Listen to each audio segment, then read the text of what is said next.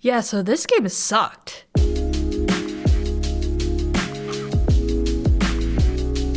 Buckle up your seatbelts and clench your butt cheeks because this is going to be one hell of a ride. The Embassy.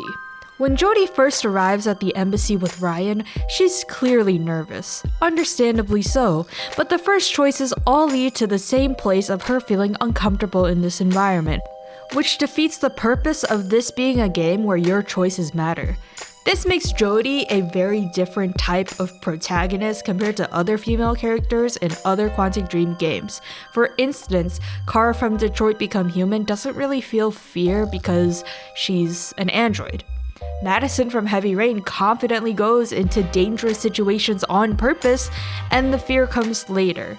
Now Jodie, she's a bit unstable. She's not that confident, and that makes her an unreliable character. I don't necessarily want to describe her as weak, but compared to most main characters, she's just more fragile. I mean, sometimes I felt like she'd just break like glass, which is crazy because she has CIA training. Does this chapter pass the Bechdel test? Actually, it does. When we fail the mission, which I don't know if there's a way to succeed here, but for this being the very first mission in the game, it took me a long time to really get used to everything, and so the fact that I failed even though I did everything right made me feel kinda shit. And I tried looking online, but I couldn't find anything that suggested an alternate ending. So there goes all my effort down the drain. You know, I guess this chapter just doesn't have a payoff, and this is not the only chapter that doesn't have a payoff. The party. Yeah, so this is a really fucking weird chapter. I kind of get why it exists though. This chapter is meant to show that Jodie is not a normal girl and can never live a normal life. But that aside, what kind of a shit party is this? Guys, do the shutters. Shutters? Why does this house have shutters? Are they preparing for the apocalypse? Is this normal? Or is this just some white people shit that I don't know about? Also, there's just not enough people at this party for us to be dancing to club music. I don't know about you, but if I were in this situation, I would not feel comfortable dancing in front of 5 people, one of whom is in the back smoking weed. Which, by the way, why are we smoking inside? Isn't Kirsten's mom going to come back home and smell that in her kitchen? I mean, it's already established that Kirsten had to hide beer in her room for God knows how long. Also in my playthrough, Jodie is very tame. She doesn't drink or smoke, but apparently if you do make her drink, she takes one little baby sip of her beer, puts it back down, grabs another one, and drinks that whole thing. Like, man, you could have just finished the first one. And then this guy comes in. Hi, I'm Matt. Jodie, right? Let's just skip over the fact that he's British, which already gives him minus points. He decides this is a great time to hit on Jodie. Keep in mind, this is the first guy in the series who does so. There are more later. Asian beef, right? There are more later. And what are you into? I like sports. Really? Interesting.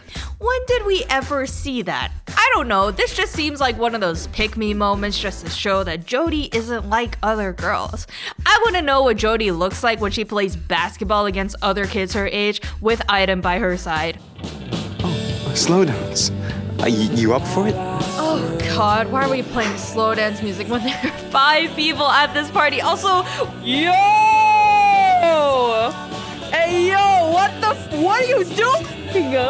What are you doing? What are you?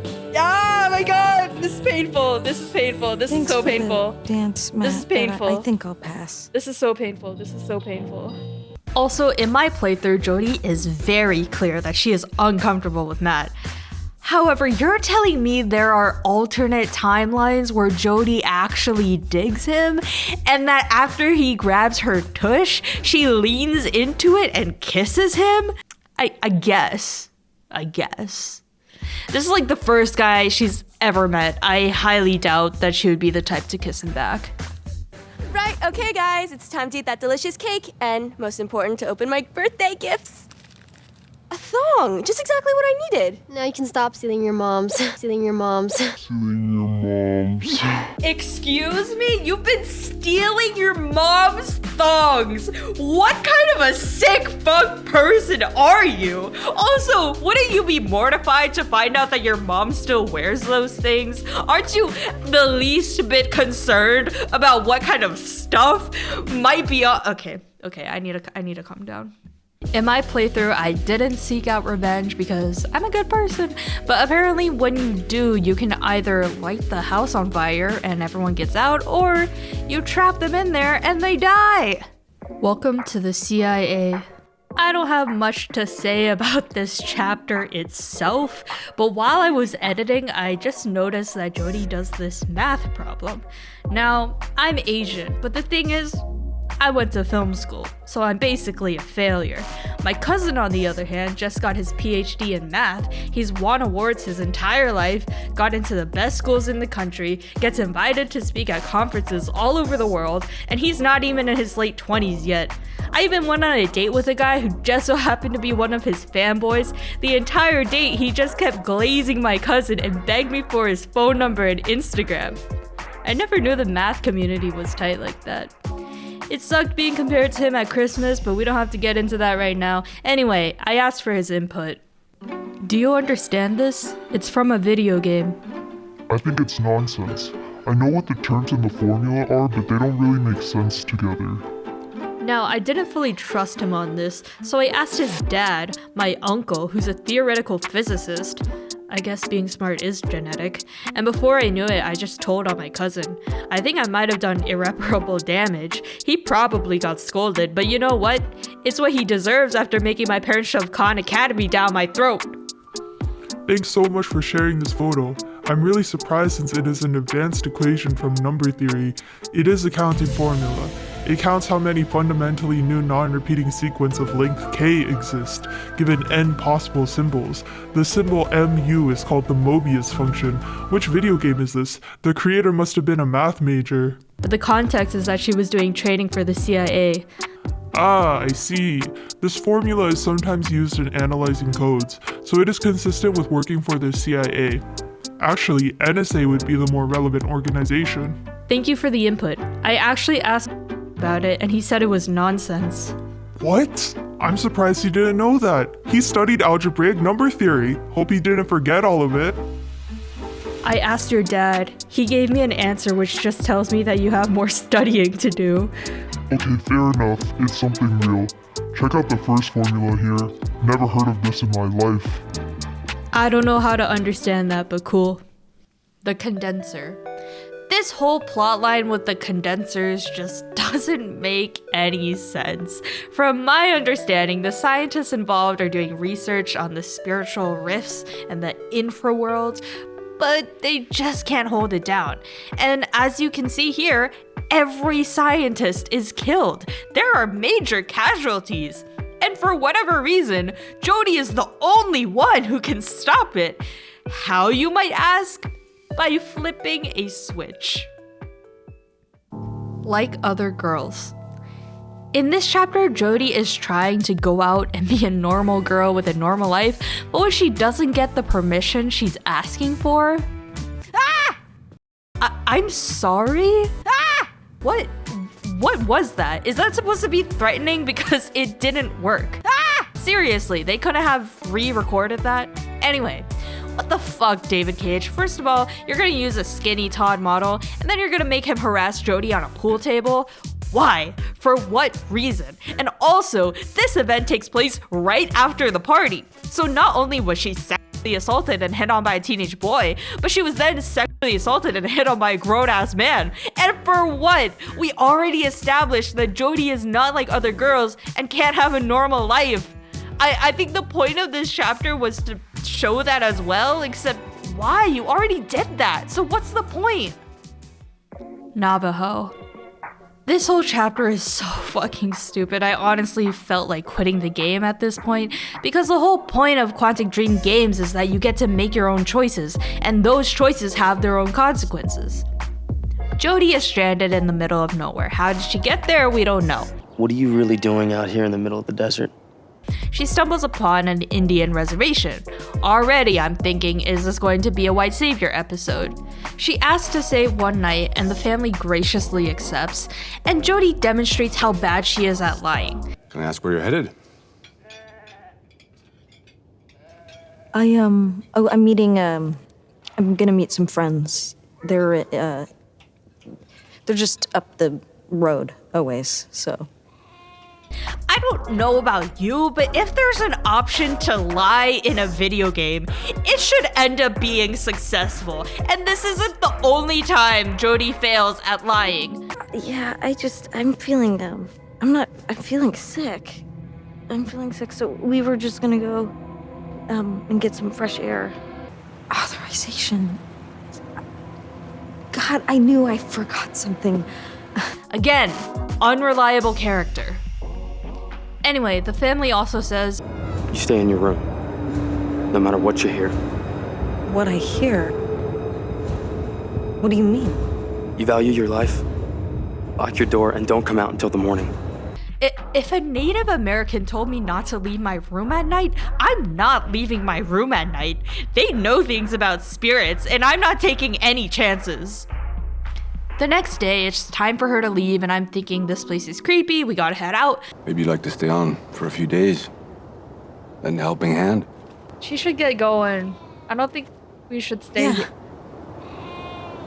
Jody does some work on the farm, but because she's unlocked her room at night and started touching random spiritual objects, she has a spirit stalking her throughout the day. And of course, he had to stalk her while she was showering. You pervert! I don't know about you, but it just doesn't sit right with me how Aiden possesses the horse to put her in the stable. Like, we've seen time and time again that after Aiden possesses someone, they look very freaked out. And also, that's cheating. You aren't actually taming the horse or developing a close relationship with it. You're forcing it to act calmly. And then the guy left running. And you know what? He was never seen again. Just go to your room, Jody. And don't come out, no matter what happens. You remember the sheep last night? I don't want anything to happen to you. And what does Jody do that night? No, I'll let you guess this one. What are you doing? Go in your room. Go in your room. She leaves her room, but it's not just that, she's choosing to endanger this family. According to them, the house is the only safe place at night, and they got a system going. They're able to live their lives this way, and they're actively choosing to do so. And here comes Jody screwing it all up. And do we know why? No, it's never explained why she does this. Anyway, the next day we get to ride the horse, and honestly, riding Ashki was my favorite part of the entire game. I just like how the controller felt in my hands when doing it. It was oddly satisfying hearing the hooves click on the ground. Maybe this is a sign that I need to buy Red Dead Redemption 2. But then Jody just has to step into the shrine, touch stuff she isn't supposed to touch, and when she leaves the shrine, she doesn't even close the door on her way out. Now dust is going to get in there. Be a fucking considerate person, you piece of shit. And as if things couldn't get any worse, Jody stumbles upon a gravesite and starts digging it up and taking things from it. Like, girl, that's not yours. You can't just do that. You don't even know what any of it means. How would you feel if someone dug up your grave, touched your skull, and then took your fucking bracelet? How would you feel, huh? I find it really unlikely that this Harmony would start speaking to Jody after so many years of silence. Like, are we being for real? Is Jody really the type of person worth speaking to after what she just did? Anyway, we performed the ritual to save the day, except we didn't. 2 people died. That's not a success for me, I'm sorry. And it's not even my fault, it's Jody's. If I had the option to save them, I would. And then it's the end of this godforsaken chapter that took me over an hour to sit through and endure. I'm gonna miss you. Are you really? This girl just killed half of your family. Now it's just you and your brother on this reserve. You're gonna have to do double the amount of work you previously had to. We're gonna keep it professional. We're gonna keep things, you know. We're not gonna cross any boundaries. We get the option to kiss this guy? Where was the romantic tension? Where was the slow burn? When did they ever show any signs of affection towards each other? I am sorry. Is this normal? Is this just me? Am I the weird one? Because from my perspective, this kiss just comes out of nowhere and it doesn't make any sense. Is this supposed to be the payoff at the end? Because I really don't think it measures up. Finally, they give her their motorcycle, and guess what? We never fucking see it again. I'm done. I'm done. Separation. At the beginning of this chapter, Jody and Nathan are doing some mind tests. Jody, you okay? Yeah, I'm fine. Did you see something? I saw a little girl. It was her music box.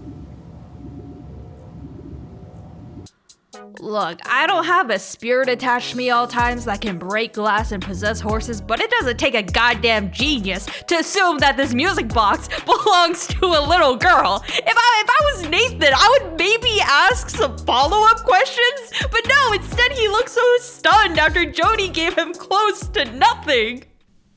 The dinner. In this chapter, Jody has invited Ryan over for dinner, and this is the first time we see Jody kind of normal, which after everything feels out of place. Jody does the unthinkable. She decides to take a shower with her hair tied up. Look, I know most of y'all who are subscribed to me are male, so I'm just gonna break this down for you. This is not normal behavior. Her hair is gonna be all fucked up after this. And the fact that she tried to dry it afterwards, yeah, you're gonna be missing a few spots. Now her head is just gonna be wet in that area because there's no way for her to dry inside of that. Also, assuming that she's going to leave it in that way for a while because she's proven herself to be a messy person, it's going to smell! Like, isn't this just common sense? Oh, hey, Ryan. Yeah, whatever. I just, threw these old things on, cause, yeah, I'm cool. Do people actually talk to themselves in front of a mirror like this? I went with the sexy option, and you know what? I'm not a guy, so I can't say much, but this just looks like an everyday outfit to me. It doesn't really give off sexy vibes, but then again, I'm not a guy. I don't know. Jody starts making food. Asian beef. Now, I'm Korean, so when I saw the Asian beef option, I went with it thinking it'd be like bulgogi or kalbi or something. Anyway, she chops up the meat, chops up the veggies, chops up the onion. Why would you do that? She doesn't even wipe her eyes on her arm or something. She goes straight in with her dirty onion hands. It's like the game is trying everything possible to make you dislike her. I made her put in ginger, obviously, and as an Asian myself, I can testify, we don't put salt and pepper in our foods. Usually I use soy sauce and sesame oil, but here, ginger was the only flavorful option. When Ryan arrives, he says, Asian beef, right? Yeah. To which Jody looks at him like, holy fucking shit, you know what Asian beef is? She's so surprised and taken aback that he knows what it is when it's the most vague name for a dish. What do you mean Asian beef? No, I was sent to China for a year. I love Asian food. Oh, so the beef is Chinese. Well, guess what, Ryan? You're a little racist, aren't you? I'm Korean. This is Korean beef. Fuck you. The two hit it off, which makes Ryan the fourth man in the game to show interest in Jody, and when she's hit with PTSD, he does absolutely nothing to comfort her. In fact, he just leaves, which is probably the worst thing you can do. Is anyone in this game I don't think I like any single person in this game. The mission. Like most chapters, this one does not have a payoff at the end. Jodie is deployed to Somalia, according to Wikifandom, but I'm not entirely sure if that's true or not, considering later on in the game, we go to the Republic of Kazakhstan. But let's just say this chapter takes place somewhere inspired by Somalia. This chapter was just so fucking long, dude. I could feel my energy draining as the game continued, and Jodie fails in so many areas of this mission. First of all, she's not supposed to kill anyone except Jamal. No direct engagement with the enemy. But I guess violent choking is allowed? Second of all, she's supposed to kill Jamal before sunrise. We need to get you out before sunrise, so don't waste any time. Maybe that was my fault? I'm not really sure though. But by the end of the mission, it's revealed that Jamal would have brought world peace or something. And Jodie says this: I have blood on my hands! Oh, so now you're concerned about having blood on your hands. What about this time? Or this time? Or this time? Or any of these times? Nora. This scene is sweet and all, but god damn it, Jodie, you can't just steal people's jewelry. This is the second time you've done that. Your mom never once even mentioned this necklace, and you're just going to take it from a woman who can't even defend herself. What if that necklace meant something to her? What if in that locket was a picture of your dad or her sister or her dog or something? Now you just have a necklace with a picture of your dad that you don't even give a fuck about. Dragon's Hideout. Alright, for this chapter, we're located in North Korea. Kazakhstan. Jesus fuck. Now, I know for a fact that these characters are Chinese. Why? Because believe it or not, I took Mandarin up until college, and I don't know if you know, but I'm Korean. And I really felt for the Chinese men in this chapter because, well, first of all, China and Korea are like this because we have a shared enemy that is Japan. But also, this whole chapter is racist. The whole point of Jodie coming here and ruining everything is because the US government wants to be the only one in the world with access to the infraworld. In other words, the Chinese aren't harming anyone, they're just doing their own research. Matter of fact, they're the smart ones for doing it all underwater. Because, yeah, Asians are smart. Meanwhile, the condensers in the US can't even hold itself together. This game came out in 2013, but I believe it's still relevant today. The US's relationship with China has always been rocky, and so without really being conscientious about it, Americans consume a lot of anti-Chinese propaganda. I really didn't like how Jodie kills everyone in this chapter. These people are completely innocent. They are well right in their way to be upset about foreigners infiltrating their top secret base. These are not enemies. Well, maybe just that one guy, but everyone else, they're just researchers doing their job, and they had it under control until Jodie came and screwed everything up. I'm confused. Am I supposed to feel good by the end of this? Accomplished? Happy? Because no, I just feel like shit. Also, why do we have to kill all the Asians in this game? You're gonna make us cook Asian beef and then kill all the Asians who made that beef? Wow. Black Sun. Alright, this is it. This is the end. This is what I spent, 10 hours playing for?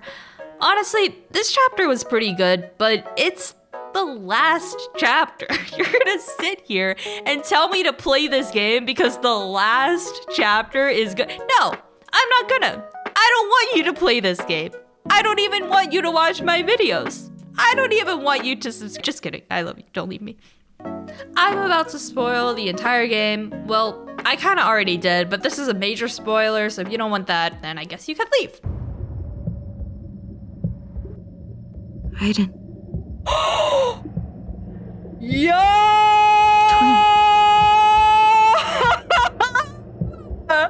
Yo! Yo! Stillborn. Yo!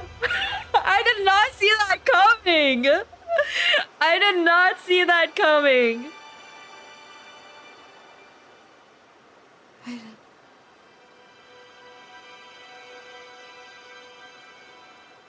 couldn't leave each other.